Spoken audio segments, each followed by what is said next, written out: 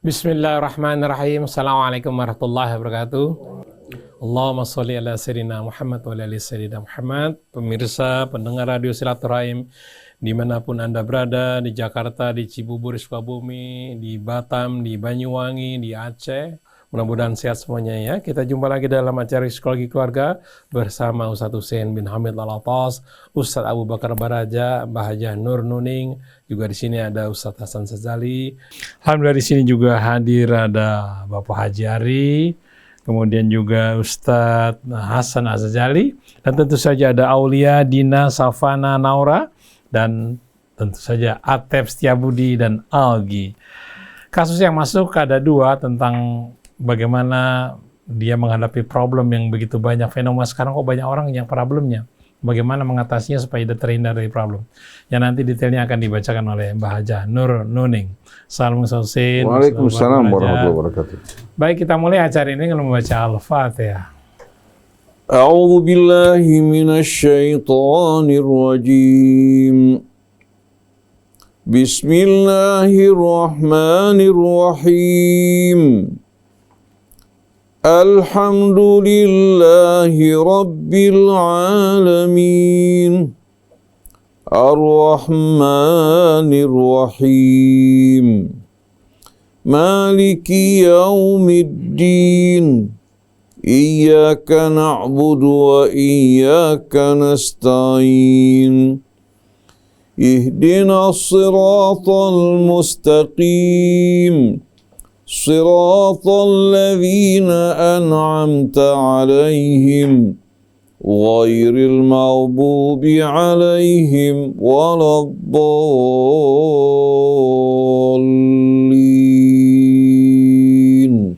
Alhamdulillah kita sudah membaca Al-Fatihah. Mudah-mudahan Allah memudahkan kita dalam menghadapi berbagai persoalan yang kita hadapi sehari-hari. Baik, Mbak Nuning, silakan dibacakan kasusnya seperti apa. Terima kasih Mas Krisna. Assalamualaikum Ustadz Hussein, Ustadz Abu Bakar, dan semua yang berada bersama-sama Psikologi Keluarga. Dua kasus yang seperti Mas Krisna bilang tadi. Ustadz, saya melihat fenomena kehidupan rumah tangga banyak sekali yang ribut. Hanya karena anak-anak. Mereka bisa jadi pisah, bertengkar terus. Sebentar sayang, kemudian berantem lagi. Itu kehidupan rumah tangga sekarang ya. Bagaimana menjadikan rumah tangga yang sakinah, mawadah, warahmah seperti menurut Islam, Ustadz. Kemudian kasus yang kedua masih terkait dengan masalah nih. Ustadz, saya mau tanya, memang hidup ini penuh dengan problem atau masalah. Jadi setiap orang kan diuji masalahnya. Terus bagaimana dong Ustadz orang yang nggak pernah ada masalahnya? Terima kasih. Ya. A'udzu billahi minasy syaithanir rajim. Bismillahirrahmanirrahim. Alhamdulillahi rabbil alamin. Hamdan katsiran thayyiban mubarakan fi kama yuhibbu rabbuna wa yarda. Allahumma shalli ala Muhammadin wa ali Muhammad. Assalamu alayka ya Rasulullah. Assalamu alayna wa ala ibadillahi salihin. Wassalamu alaikum warahmatullahi wabarakatuh. Allahumma atina min indika rahmah wa 'allimna min ladunka ilman nafi'a wa anfa'na bima 'allamtana. Wa ba'du. Telah kita dengarkan tadi kasus yang dibacakan oleh Ibu Nur kita. Saya akan menjawab pertanyaan yang kedua. Bahwa setiap orang dalam hidup ini menghadapi berbagai macam problema. Sebetulnya hal ini sesuai dengan peran manusia sebagai khalifah. Dengan problema yang bermacam-macam yang dihadapi menjadi ujian buat dirinya. Tidak ada seorang pun yang terlepas dari persoalan dan problema hidup ini. Yang tidak mengalami persoalan hanya orang mati. Adapun orang hidup selagi dia hidup, ya, dia akan terus sepanjang perjalanannya akan menghadapi cobaan. Tapi berat ringannya satu cobaan tergantung bagaimana kita menghadapinya. Kalau kita menghadapinya bersama Allah, selalu ingat padanya, memohon petunjuknya. Kita mendirikan sholat yang merupakan wasilah komunikasi direct langsung antara kita dengan Allah. Kita juga berbuat kebaikan pada sesama, ini akan menjadi bala bantuan bagi kita menghadapi problema yang di mata orang berat dan sulit, ternyata di mata orang yang bersama Allah ringan dan mudah. Jadi ibu berharap untuk tidak menghadapi problem, berarti ibu mengharapkan agar cepat-cepat mati, ya, dan meninggalkan kehidupan dunia di mana seorang atau setiap orang menghadapi cobaan dan ujian. Oleh karena itu, berdoalah mohon pada Allah, ya Allah, aku tidak menolak ujian dan cobaan yang datang dari Engkau. Tapi yang aku mohon, bantu aku untuk menghadapinya. Dan juga bersabar dalam menghadapi cobaan hidup itu. Hingga semua akan dihadapi dengan mudah. Di saat dia bersama Allah, maka segala sesuatu akan tunduk kepada Allah. Tapi di saat dia meninggalkan Allah, bagaimanapun kuatnya, bagaimanapun jayanya, bagaimanapun kaya rayanya, dia orang yang paling lemah, yang paling tidak berdaya, dan paling miskin dalam hidup ini. Karena apa? Jangankan di luar dirinya, jari jemarinya ketika dia gerakkan tanpa izin Allah tidak akan bergerak. Jantungnya walaupun dia sehat, kalau Allah menghentikan dengan mudah, Allah Subhanahu wa Ta'ala hentikan denyut jantung kita. Oleh karena itu jangan pernah ibu, bapak, kita semua lupa kepada Allah. Hanya dengan bersama Allah, mengingat Allah, hati akan tenang. Malah semakin besar problema yang kita hadapi, semakin besar ganjarannya. Tapi dengan hati yang selalu ingat Allah, semua persoalan akan mudah dihadapi. Alladzina amanu wa tatma'innu qulubuhum bi dzikrillah, ala bi dzikrillahi tatma'innul qulub. Orang yang beriman, hati mereka akan tenang, damai dengan selalu mengingat Allah. Ketahuilah, hanya satu-satunya jalan untuk membuat hati tenang dan damai pada saat kalbu tersebut yang sifatnya berubah-ubah, ditambatkan, dilabuhkan di sisi Allah, dia akan tenang. Dan subhanallah, kalau orang mempelajari kata qalbu dalam bahasa Arab, diambil dari kata qalaba yaqlibu. Qalban taqallaba yataqallabu taqalluban, yang artinya tidak menentu. Terkadang dia senang, terkadang dia bersedih, terkadang tersenyum, tersipu-sipu, terkadang dia bermuram durja. Terkadang dia meneteskan air mata kesedihan, terkadang dia meneteskan air mata kebahagiaan. Nah, hati kita ini yang tidak menentu, hanya pada saat dilabuhkan di sisi Allah baru akan tenang dan damai. Jadi ibu, jangan ibu mengharapkan agar dijauhkan dari problema hidup ini, dijauhkan dari cobaan, berarti ibu minta agar segera Allah Subhanahu wa Ta'ala mencabut nyawa ibu. Tapi mohonlah agar Allah membantu, menguatkan, menenteramkan hati ibu dalam menghadapi setiap cobaan. Nah, pertanyaan yang pertama tadi, seorang ibu atau juga mungkin seorang bapak mengeluhkan bahwa anaknya ini seringkali menjadi sebab pertengkaran, perselisihan di antara orang tua. Sebetulnya yang bisa menimbulkan pertengkaran, perselisihan di antara orang tua bukan hanya anak. Bukan hanya, kadang-kadang teman bisa menimbulkan persoalan, terkadang persoalan materi menimbulkan pertengkaran. Artinya ini hanya pemicu dari luar. Tapi intinya, kedua-duanya tidak tenang dan tidak damai. Karena bahagia dan tidak bahagia di hati. Adapun sarana di luar, walaupun dia berpengaruh, tapi tidak bersifat mutlak. Terkadang orang bisa bahagia walaupun tinggal dalam sebuah gubuk yang kecil. Dengan makanan yang pas-pasan mereka bahagia. Saksikan para petani, pekerja-pekerja kasar, yang tubuhnya berkeringat, letih, lelah, begitu pulang ke rumah memandang istrinya, laksana memandang apa? Bidadari surga. Istrinya pun memandang suaminya dengan pandangan yang begitu mesra, hangat, mengingat perjuangan dia dengan membawa sedikit bekal buat istrinya. Anak-anaknya menghargainya, mereka tidur lelap, makan pun betul-betul penuh apa? Penuh gairah. Istri merasa bahagia bisa melayani suaminya, suami merasa bahagia bisa pulang ke rumah dengan membawa sesuatu buat istrinya maupun anak-anak.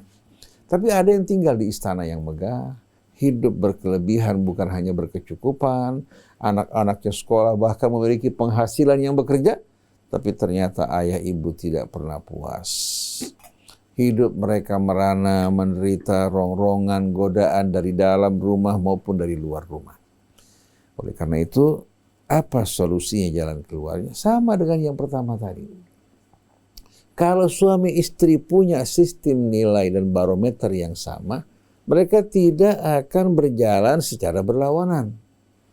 Tapi kalau sistem nilainya berbeda, barometernya beda, ya pasti akan ribut walaupun tadinya begitu hangat dan mesra, istrinya cantik, prianya tampan, tapi sistem nilainya berbeda, yang satu ke timur, satu ke barat. Mereka bertemu bersepakat dalam rumah tangga hanya karena tertarik kepada rupa, pesona-pesona yang sifatnya fisikal, tapi tidak sama sekali menyatu. Tapi kalau mereka menyatu, walaupun orang-orang rakyat jelata bersyukur pada Allah dengan apa yang Allah berikan, insya Allah mudah untuk diselesaikan. Saya teringat mungkin kepada kisah yang saya pernah ceritakan.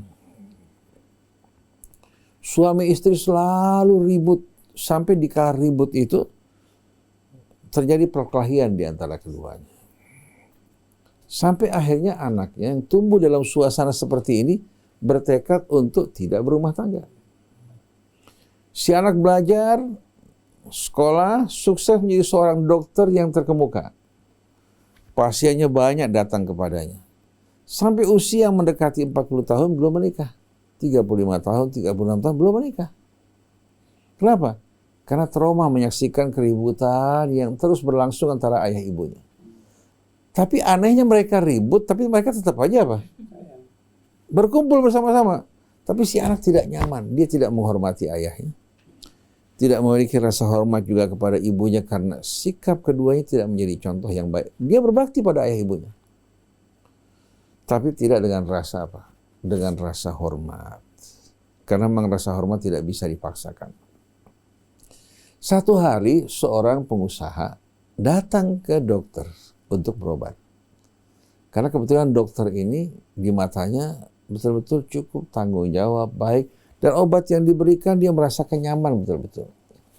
Setelah dia berobat selesai, dia bertanya, dokter berapa anaknya? Si dokter mengatakan, saya belum beristri. Kaget si pengusaha.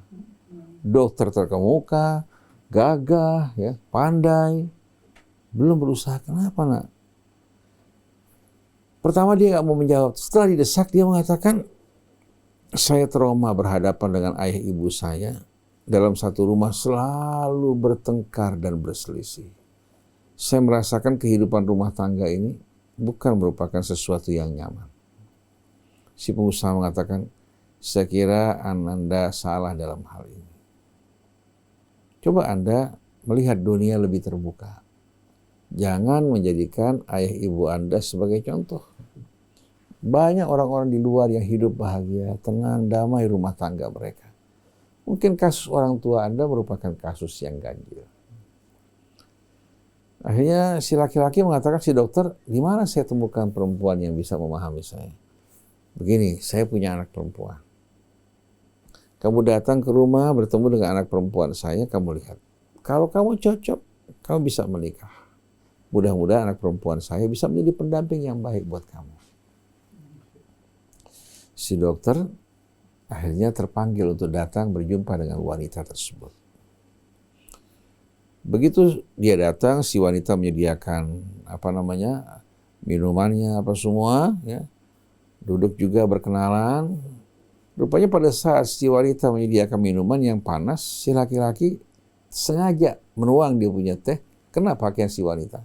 Si wanita terasa panas juga kan? Tapi si perempuan senyum ke belakang berganti pakaian menyediakan minumannya kembali. Si laki-laki mengatakan apa? Ini baru pasangan yang Masya Allah ini. Akhirnya subhanallah mereka jatuh cinta. Mereka berumah tangga. Setelah berumah tangga sekian lama, satu hari si istri marah sama suaminya. Wajarlah, siapa sih ya orang yang tidak marah? Walaupun orang baik terkadang ada marahnya. Pria atau wanita. Si pria terkaget-kaget. saya berpikir kamu tidak akan marah dengan hal-hal seperti ini. Tapi emosi kamu ya, saya betul-betul tidak pernah menduga sebelumnya. Saya dulu coba kamu ya menuang air panas di pakaian kamu, kamu tidak marah. Si perempuan langsung ke dalam, nggak lama bawa apa? Kursi yang patah. Dibilang dulu waktu kamu ya tumpahkan teh di pakaian saya ke belakang saya patahkan di kursi. Si perempuan tanya, si laki-laki tanya, kalau begitu bagaimana sekarang kita ini? Saya tidak ingin seperti kejadian yang terjadi pada ayah ibu saya. Si perempuan yang bijak mengatakan apa? Bisa. Insya Allah tidak akan terjadi. Saya tidak akan menyusahkan kamu. Tapi kita bikin perjanjian. Apa perjanjiannya? Pada saat kamu sedang marah, emosi saya mengalah, menahan diri. Tapi kamu juga harus mengerti, saya juga manusia. Yang memiliki perasaan, memiliki hati, terkadang senang, terkadang tidak senang. Pada saat kamu melakukan sesuatu yang menyakitkan saya, kalau saya marah, kamu juga harus mengalah. Jadi mereka bersepakat pada saat tersebut untuk saling mengerti dan saling memahami. Karena nggak mungkin laki ingin bahagia, tapi semena-mena. Tidak merasakan juga menghargai perasaan istrinya. Si perempuan juga ingin bahagia semena-mena, nggak mungkin. Suami harus bisa menjalankan kewajibannya, mengalah terhadap kekurangan istrinya. Sebaliknya istri pun demikian. Masing-masing menyebutkan kebaikan pasangannya. Dan mereka harus terikat dengan barometer yang sama. Kalau berbeda pendapat, mereka harus kembali kepada kebenaran. Akhirnya dokter tersebut mengarungi rumah tangga, hidup mereka bahagia. Jadi dalam hal ini, sebetulnya anak itu hanya merupakan cobaan dari Allah. Jangan anak kita salahkan dan kita anggap dia yang menyebabkan kita suami istri ribut. Berarti ada persoalan di hati masing-masing. Coba kalau seandainya seorang bapak tenang hatinya, seorang ibu tenang hatinya, dalam menyikapi anaknya insya Allah mereka akan apa? Tapi kalau suami istri memang sudah ada perasaan tidak nyaman di antara keduanya, terkadang dia jadikan sesuatu sebagai alasan pelampiasan dia. Akhirnya ibu jadikan anak sebagai wasilah pelampiasan, sengaja ya. Anak tersebut melakukan sesuatu yang tidak menyenangkan bapaknya. Sebaliknya bapak juga melakukan hal yang sama. Akhirnya anak ini menjadi apa? Alat pelampiasan di antara mereka berdua. Sampai si anak bingung. Tidak jelas sistem nilainya. Bagaimana mau menyenangkan bapaknya? Dia menyakiti ibunya. Menyenangkan ibunya, menyakiti bapaknya. Coba bapak ibu, jadi bapak ibu yang sebenarnya, didik anaknya baik-baik. Ingat kepada Allah Subhanahu wa ta'ala. Labuhkan hidupnya di sisi Allah. Insya Allah anak, bapak, ibu, cucu semua akan hidup bahagia. Jadi kesimpulannya, bahagia tidak bahagia di hati kita. Kita lihat contoh-contoh yang begitu banyak. Nabi Nuh, anaknya ingkar dari kafir. Istrinya pun demikian. Tapi dia sebagai seorang manusia yang beriman, dia bisa menjalani kehidupannya dengan penuh kesabaran, menghadapi cobaan tersebut yang menempatkan dirinya di tempat yang mulia. Nabi Yusuf, saudara-saudara kandungnya berencana membunuhnya. Walaupun berakhir dengan melontarkan dirinya ke dalam sumur. Dijual di pasar perbudakan, menghadapi cobaan yang bermacam-macam. Sampai-sampai wanita yang menjadi ibu angkatnya menggoda dirinya. Tapi dia teguh sabar dalam iman, akhirnya Allah angkat derajatnya menjadi pemuka. Lalu Yusuf mengatakan siapa yang bersabar dan bertakwa, Allah tidak akan sia-siakan ganjaran orang-orang yang berbuat kebaikan. Jadi ibu dan bapak coba bersama-sama mengadakan perjanjian untuk membangun kebahagiaan. Atas asal kebenaran, jangan ibu ya sengaja mencari-cari masalah atau bapak mencari-cari masalah, tapi berdua berusaha menguraikan, menyelesaikan masalah, bertanya apakah ini diridhai Allah atau tidak. Kalau tidak diridhai Allah Subhanahu wa ta'ala, tinggalkan, gantikan dengan sesuatu yang baik. Dan kalau kita temukan di tengah-tengah kehidupan umat Islam pada saat ini, banyak contoh-contoh keharmonian di antara pasangan suami istri walaupun dari orang-orang sederhana. Ada juga penampilan-penampilan yang tidak harmoni walaupun di kalangan orang-orang yang ngetop dan terkenal baik itu artisnya, bahkan ulamanya. Tersaksikan bagaimana istrinya menggugat, minta berpisah dan lain sebagainya. Oleh karena itu jangan kita jadikan manusia sebagai tolok ukur, tapi jadikan kebenaran dan apa yang datang dari Allah sebagai panduan hidup kita.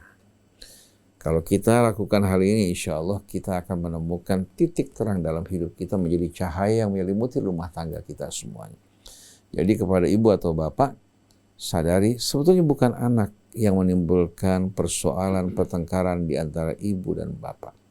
Tapi ada sesuatu di hati, ada juga sikap yang harus diperbaiki, disesuaikan dengan keridhaan Allah. Insya Allah segera Allah keluarkan dari kemelut yang bapak ibu hadapkan. Jadi kesimpulannya, fadkuruni azkurkum. Ingat aku akan selalu mengingat kalian.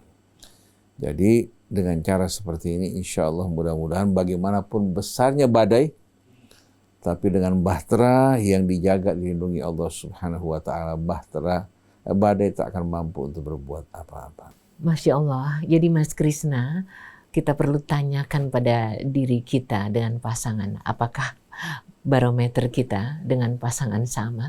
Sementara kalau dikatakan beda pendapat itu perlu diakomodir, mudah atau tidakkah? Dan apa kata psikolog kita? Mari kita simak.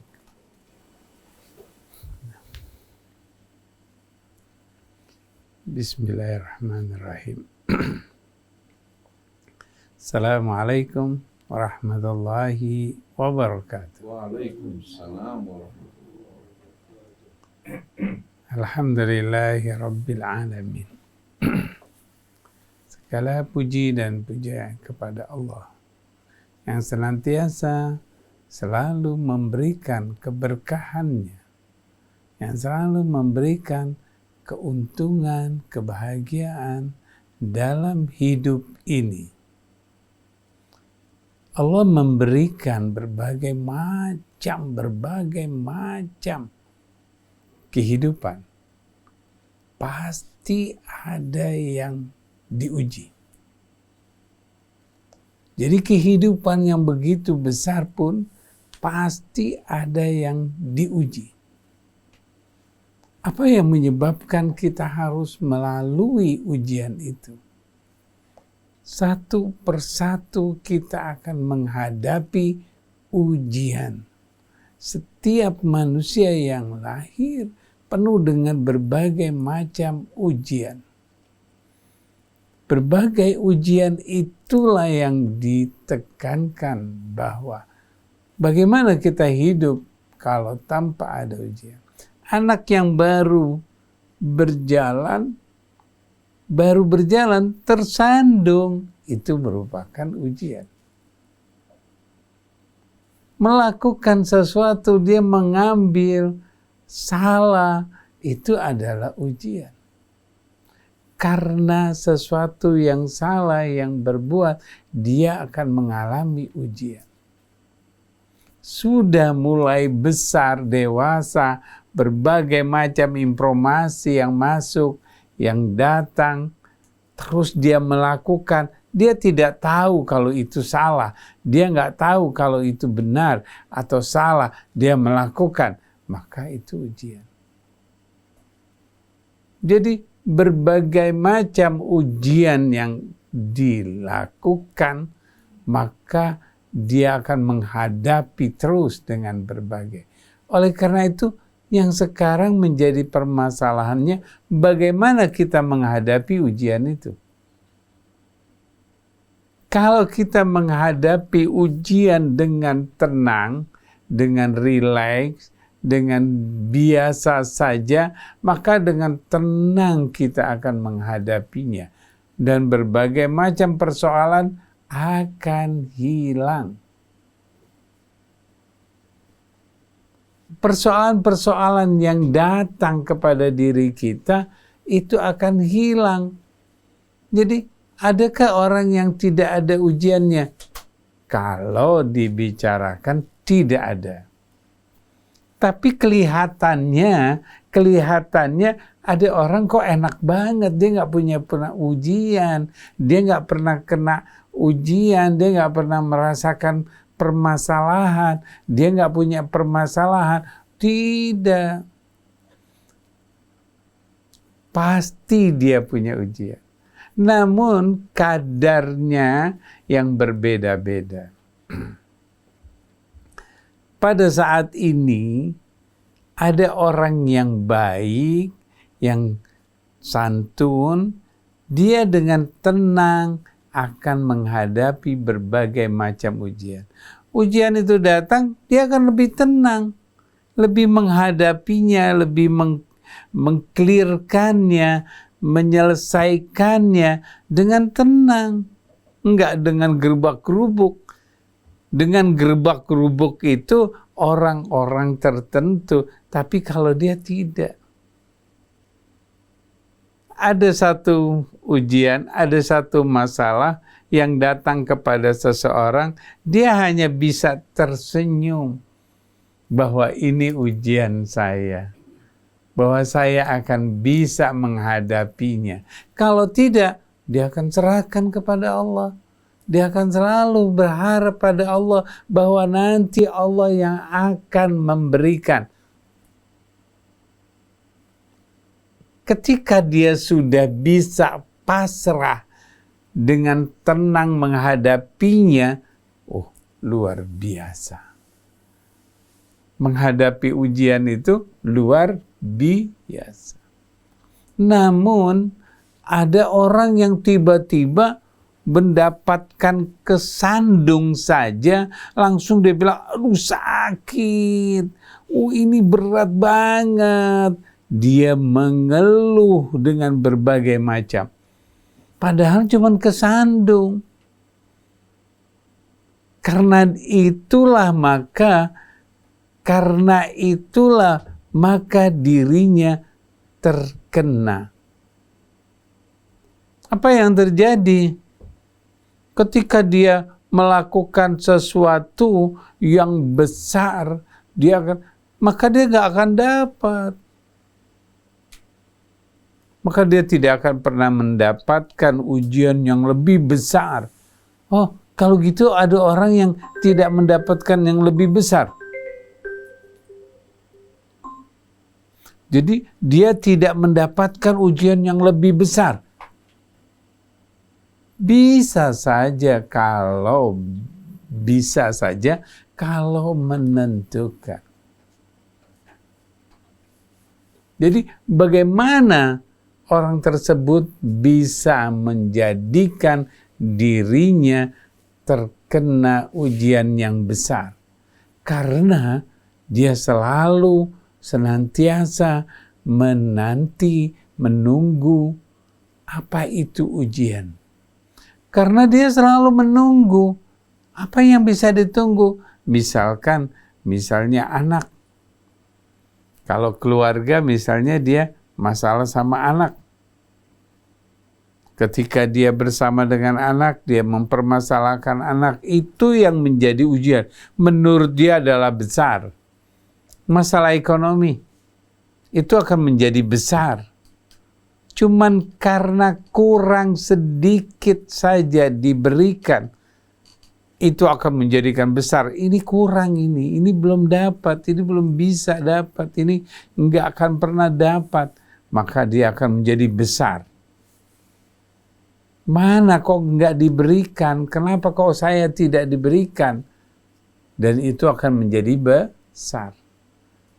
Jadi problem itu besar dan kecil tergantung dari dirinya, dari seseorang.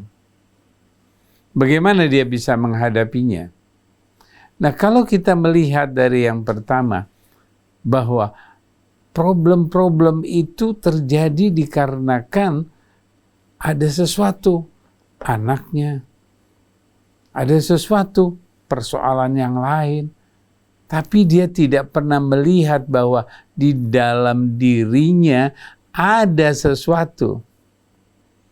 Apa itu sesuatu? Yang bergejolak, yang memarah. Anak nggak bermasalah jadi masalah. Anak diam saja jadi salah. Tapi apa yang terjadi di dalam dirinya?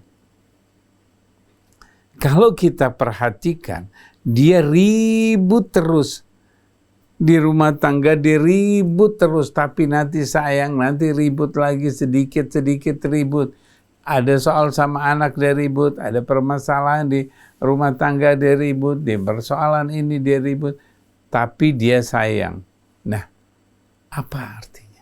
Artinya masing-masing keduanya ini ada sesuatu yang di dalam dirinya. Karena di dalam dirinya terjadi sesuatu yang membuat marahnya, nggak sukanya. Apa yang terjadi? Trauma. Bisa juga dia mengalami karena dia pernah mengalami trauma yang dia nggak pernah tahu. Dia bisa juga tidak tahu, tapi kemudian dia menimbulkan. Dia bisa menimbulkan trauma yang dia tidak pernah tahu dia pernah mengalami trauma.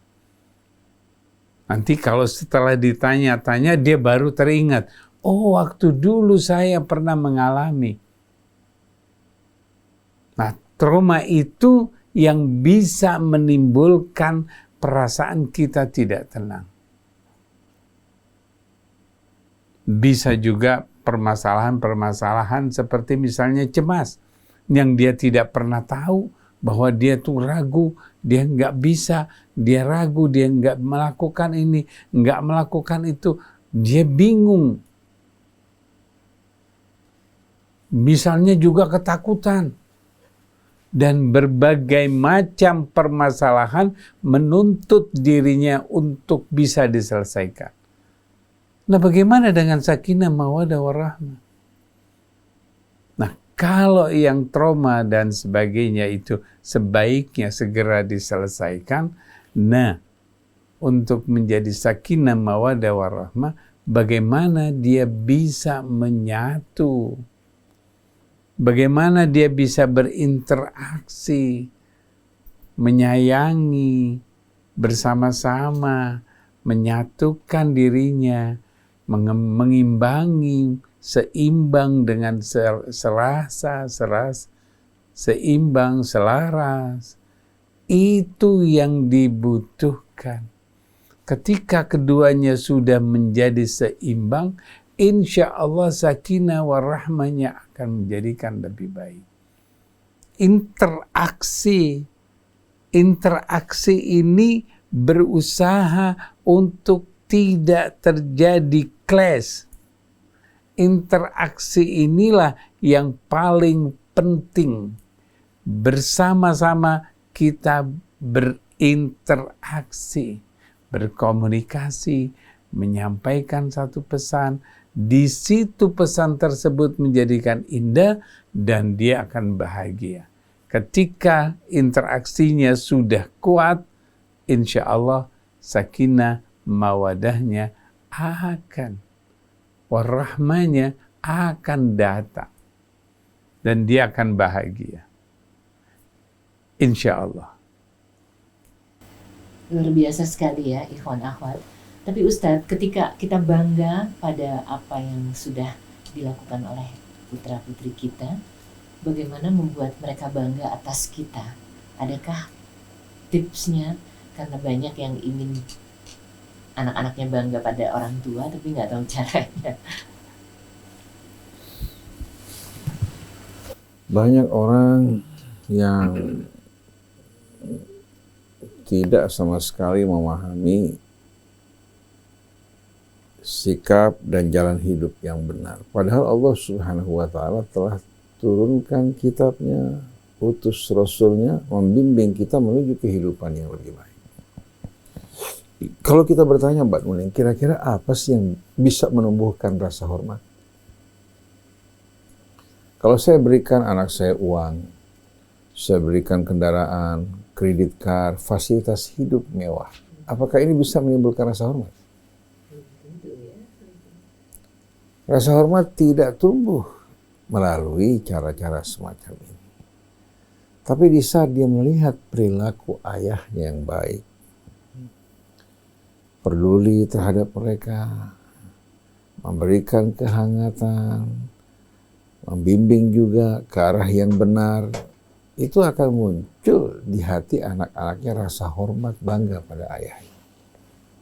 Cuma seringkali orang tua ingin mencari kecintaan anaknya, rasa hormat di hati mereka, tapi dengan cara yang salah. Dia beranggapan di saat dia memberikan kecukupan, memberikan fasilitas hidup mewah, si anak bakal menghormati orang tua. Tidak. Rasa hormat ini muncul dari sikap yang benar. Walaupun si anak tidak menyukai sikap orang tuanya yang dianggap apa? Yang dianggap tidak menyenangkan dia. Tapi di lubuk hatinya paling dalam dia hormat pada orang tuanya. Contoh jangan jauh-jauh. Seorang ayah jujur, amanat, tidak mau melakukan tindakan korupsi. Sedangkan teman-teman kerja ayahnya sebagai pejabat, semua hidup dalam kemewahan. Orang-orang menawarkan kepada ayahnya untuk ikut gaya hidup mereka. Si ayah mengatakan tidak. Saya hidup sebagai manusia. Arti sebagai seorang manusia itu bukan diukur dengan harta, kedudukan, dan kesenangan dunia. Tapi manusia dengan kemanusiaannya, dengan kejujurannya, dengan keadilannya, dengan juga amanatnya. Si istri marah sama suaminya. Kamu ini terlalu kolot. Yang haram saja susah. Apalagi yang halal. Anak-anak kamu tuh butuh fasilitas hidup macam-macam. Teman-teman kamu bisa melakukan ini, bukan zaman dulu lagi. Allah juga pasti memaklumi kok. Iya. Si ayah mengatakan tidak. Bagaimanapun juga tidak. Saya tahu sikap saya mungkin tidak menyenangkan kalian. Tapi semuanya demi keselamatan kalian. Anehnya si ibu sama si anak yang marah-marah depan ayahnya. Kalau mereka sedang berbicara kumpul, mereka bilang apa? Ya walaupun ayah kalian tidak menyenangkan, tapi kita patut hormati sikapnya. Si anak juga kalau cerita sama teman-temannya di luar, dia banggakan ayahnya. Seorang laki-laki terhadap pasangannya, seorang istri, kalau dia perlakukan istrinya dengan mulia, dengan hormat, menghargainya, dan selalu ucapan dan perbuatannya seiring seirama, si istri akan betul-betul penuh rasa hormat pada suaminya. Begitu juga istri. Walaupun sederhana, tapi betul-betul dia menjaga sikapnya, kejujurannya, menghormati suaminya, menjaga kehormatannya. Walaupun di luar banyak wanita cantik, tiap dia memandang wanita-wanita di luar dibandingkan dengan istrinya, ternyata istrinya tak mungkin dapat dibandingkan dengan mereka. Dia akan sayang kalau sampai kehilangan wanita yang baik ini. Oleh karena itu ada sebuah kisah Mbak Nuning. Seorang laki-laki pengusaha menikahi wanita yang cantik luar biasa. Si suami penuhi apa saja yang diinginkan. Setiap tahun bahkan dihadiahkan sebutir berlian. Sebutir berlian. Dan banyak kisah-kisah mengenai rumah tangganya. Si wanita tercantik di tengah-tengah wanita pada saat itu. Dia memiliki rumah mewah yang megah. Dan pada saat itu belum orang menggunakan remote. Atap rumahnya menggunakan remote. Hordengnya menggunakan remote. Ya. Begitu pula gerasi mobilnya. Pada saat tahun 60 sekian. Bukan sekarang. Tahun 60 sekian. 66, 67. Sampai tangga rumahnya. Heboh katanya menggunakan emas. Padahal menggunakan cairan emas. Semua yang diinginkan istri dipenuhi. Dan selalu setiap tahun, hari ulang tahunnya diberikan hadiah berlian. Tapi si istri tidak menghormati suaminya. Dia merasa dia seorang wanita cantik mendapatkan pria biasa. Satu hari, pada hari ulang tahun istrinya, si suami ternyata dalam kondisi ekonominya sedang lemah. Dia tidak mampu memberikan sebutir berlian yang berharga buat istrinya. Karena sebutir berlian tersebut nilainya tinggi. Si istri marah, mengatakan kamu sudah tidak mencintai saya lagi, tidak menghargai saya lagi. Mulai sikapnya terhadap suaminya dingin. Suami merasa diabaikan, tidak dihargai, tidak dihormati. Subhanallah, sehari-hari yang melayani dia itu, untuk makan, untuk apa, kemenakan istrinya. Yang statusnya tidak berbeda dengan pembantu. Hari demi hari dirayani oleh wanita ini yang tidak terlalu cantik. Sampai dia merasa perhatiannya, cintanya, hormatnya pada wanita ini. Akhirnya dia melamar wanita ini, dia menikah. Istrinya marah yang luar biasa. Apa kelebihan perempuan seperti pembantu ini? Ya kamu nikahi dia. Suami mengatakan, dia menghormati saya. Dia menghargai saya. Dia peduli terhadap saya di saat kamu mengabaikan dan menyepelekan saya. Walaupun dia cantik jelita, sedikit pun tidak terdapat rasa hormat di hatinya terhadap istrinya. Tapi wanita ini yang setia melayaninya, tumbuh cinta dan hormat. Dan rasa hormat tidak mungkin dapat dibuat-buat dan tidak bisa dibeli dengan uang. Rasa hormat muncul dari perilaku seorang, ucapannya yang selaras dengan perilakunya. Di saat dia bersikap baik, bersikap jujur mulia, diikuti juga dengan perbuatannya. Ini yang membuat kenapa Nabi kita dihormati. Kenapa anak didik Nabi kita, sahabat maupun keluarganya, hidup mereka baik, bersih, walaupun dalam kesederhanaan dihormati. Nah, sebagai contoh akhir, Sayyidina Umar ibn Khattab radhiyallahu anhu. Ketika pasukan Romawi mengutus utusan mereka, pemerintah Romawi mengutus utusan untuk datang ke Madinah. Sampai di Madinah, dia bertanya, di mana istana presiden? Bertanya mengenai, dia mau berjumpa dengan istilahnya Amirul Mukminin. Akhirnya mereka mengantar utusan ini ke bawah sebuah pohon. Dia jumpai Umar ibn Khattab radhiyallahu anhu sedang berbaring di atas kerikil batu. Berbaring di atas kerikil. Begitu utusan melihat keadaan Amirul Mukminin, dia mengatakan, pantas kalian berhasil menang. Pantas kalian berhasil menang karena pemimpin kalian, pemimpin yang hidup bukan untuk dirinya. Begitu juga keberhasilan Genghis Khan, dihormati oleh rakyatnya. Karena apa? Karena dia turun bersama rakyatnya. Sedangkan kita di sini ya, melakukan berbagai macam sikap perbuatan yang seringkali bertentangan antara ucapan dan perilaku kita. Dengan sendirinya kita harus tahu walaupun wajah setiap orang berbeda, begitu pula sukunya, tapi ingat, nurani mereka sama. Nurani mereka yang Allah ciptakan ini bisa membedakan mana benar, mana baik. Rasa hormat muncul dari kebenaran dan kebaikan. Rasa tidak hormat muncul dari perbuatan-perbuatan yang tidak benar. Jangan kamu merasa aman. Kamu memberikan semua pemberian kamu pada orang yang kamu yang kamu cintai atau yang mendukung kamu. Kalau kamu tidak bersikap benar, hatinya tidak akan pernah mendukung kamu. Oleh karena itu tidak heran pejabat-pejabat tinggi di atas, penguasa-penguasa, yang di bawah nampak setia, hormat, nunduk-nunduk, padahal mereka lagi berpikir bagaimana bisa mengambil kursi yang diduduki oleh tuannya. Nggak ada rasa hormat sama sekali. Jadi mari bersama-sama pupuk rasa hormat dengan juga sikap yang baik, terutama sekali kita hormati orang lain. Hormati orang lain, dia akan menghormati kita. Hargai orang lain, dia akan menghargai kita. Kalau kita menjaga hak-hak orang lain sebagaimana menjaga hak kita, pasti orang akan menghormati kita. Bahkan bukan hanya teman, musuh pun menghargai kita. Musuh juga apa? Akan menghargai kita. Walaupun dia tidak suka, karena kepentingannya terancam, tapi dia hargai orang-orang yang benar dan jujur. Jadi kita harapkan mudah-mudahan Bapak Ibu bisa memberikan contoh yang baik. Dan kalau Bapak berbuat salah, jangan bela. Katakan, ayah saya dalam masalah ini, saya mohon maaf. Dan saya mohon ampun kepada Allah. Kenapa? Di saat dia membela yang salah, akan mengikis rasa hormat di hati anak Anda. Begitu pula di hati pasangan Anda. Wallahu a'lam. Itu sebabnya ya Ustaz, kita rindu keluarga yang sakinah, mawadah, warahmah. Dan masih ada beberapa waktu lagi, silakan Pak Abu Bakar kalau ada yang mau ditambahkan.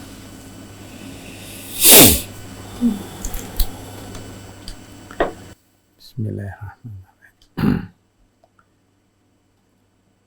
Jadi ketika kita menghadapi berbagai tantangan, di saat itulah tantangan itu akan menunjukkan kepada kita yang benar. Karena kita ingin menghadapinya, kita berhadapan dengannya. Kalau kita lari dari tantangan, maka tantangan itu akan mengejar kita. Tantangan itu akan mengejar kita. Akibatnya apa? penuh dengan berbagai tantangan terus. Tapi kalau tantangan kita hadapi, kita lihat, kita perhatikan, maka dengan mudah dia dengan teratur kita lakukan. Maka oleh karena itu, setiap permasalahan yang terjadi, ya, setiap masalah yang terjadi, kita harus hadapi. Ketika kita mau dewasa, kita dewasa karena kita mampu menyelesaikan masalah. Tiap masalah itu kita hadapi. Kita hadapi. Oleh karena itu, jangan menyerah. Hadapi semua problem yang kita hadapi, yang datang, maka dengan mudah problem-problem itu akan selesai. Terima kasih. Iya. Sebelum kita tutup, saya akan bacakan beberapa ayat dari surah Ar-Ra'd. Pada ayat 25 dari surah Ar-Ra'd, Allah berfirman, "Wallahu yad'u ila daris salam wa yahdi man yasha'u ila siratil mustaqim." Allah mengajak kalian menuju kehidupan yang penuh dengan kedamaian dan keselamatan. Dan Allah akan membimbing siapa yang dikehendaki ke jalan yang lurus. Dengan sendirinya siapa yang dikehendaki di sini bukan kehendak seperti kehendak kita yang dipengaruhi emosi, kepentingan, hubungan keluarga, tapi kehendak atas dasar kasih sayang, rahmat, dan keadilan serta kebijaksanaan. Nah, kelanjutannya, lilladzina ahsanu al-husna wa ziyadah. Siapa saja yang berbuat kebaikan, baik kepada keluarganya, kepada masyarakatnya, menjaga hubungan baik dengan lingkungannya, begitu pula menjaga kelestarian alam. Allah janjikan buat mereka balasan yang lebih baik. Wa ziyadah, bahkan ada tambahan yang lain. Bukan hanya balasan yang bersifat materi, tapi hidupnya akan penuh kebahagiaan, anak-anak keluarganya pun akan dijaga. Ini balasan orang untuk yang berbuat ihsan. Wala yarhaqu wujuhahum qatarun wala dhillah. Dan wajah mereka tidak akan diselimuti kegelapan, ya, maupun kehinaan. Karena orang yang wajahnya gelap dalam kehinaan, orang yang stres, orang yang frustasi. Ulaika ashabul jannati hum fiha khalidun. Di samping dunia mereka hidup dalam keadaan aman, damai, tenang. Mereka penghuni surga, kekal di dalamnya untuk selama-lamanya. Tapi sebaliknya, walladzina kasabus sayyiati jazaa'u sayyi'atin bimithliha wa tarhaquhum billah. Orang yang gemar melakukan perbuatan-perbuatan buruk, perbuatan buruk mereka akan dibalas setimpal dengan perbuatan. Wa tarhaquhum billah, dan wajah mereka akan diselimuti kehinaan. Pejabat-pejabat, kroni-kroni mereka, termasuk ulama yang kerja sama-sama mereka, walaupun katakan mereka nampak di atas, wajah mereka diselimuti kegelapan dan kehinaan. Wa tarhaquhum billah. Ka'annama ughshiyat wujuhum qita'an minal laili mudlima. Seolah-olah wajah mereka diselimuti kegelapan yang berlapis-lapis, laksana malam yang gelap gulita. Mungkin mereka tidak melihat, tapi orang di luar bisa menyaksikan kegelapan wajah mereka yang menyelimuti mereka. Ulaika ashabun nari hum fiha khalidun. Mereka lah yang akan menjadi penghuni api neraka kekal di dalamnya selama-lamanya. Oleh karena itu, wa ahsinu innallaha yuhibbul muhsinin. Berbuat baiklah terhadap siapapun. Sungguh Allah mencintai orang yang berbuat baik, walaupun terhadap seekor hewan. Memperlakukan hewan dengan baik, Allah akan balas. Wa fi kulli dhi kabidin ratbin sadaqah. Setiap makhluk hidup kita perlakukan dengan baik, itu merupakan sedekah. Oleh karena itu, jangan pernah kita beranggapan seolah-olah yang berhak menerima kebaikan kita hanya orang-orang muslim. Non-muslim juga. Untuk mengajak mereka, perlakukan dengan baik dan mulia. Begitu juga terhadap alam, jangan kita melakukan kerusakan. Terutama sekali pasangan kita, anak-anak kita. Hadir bersama mereka dengan kehangatan. Lakukan bahasa komunikasi yang baik, akan tumbuh rasa cinta, hormat di hati mereka terhadap Anda. Subhanakallahumma wa bihamdik. Asyhadu an la ilaha illa anta. Astaghfiruka wa atubu ilaik. Alhamdulillah, terima kasih Ustaz Husein, Ustaz Abu Bakar Raja atas segala nasihatnya.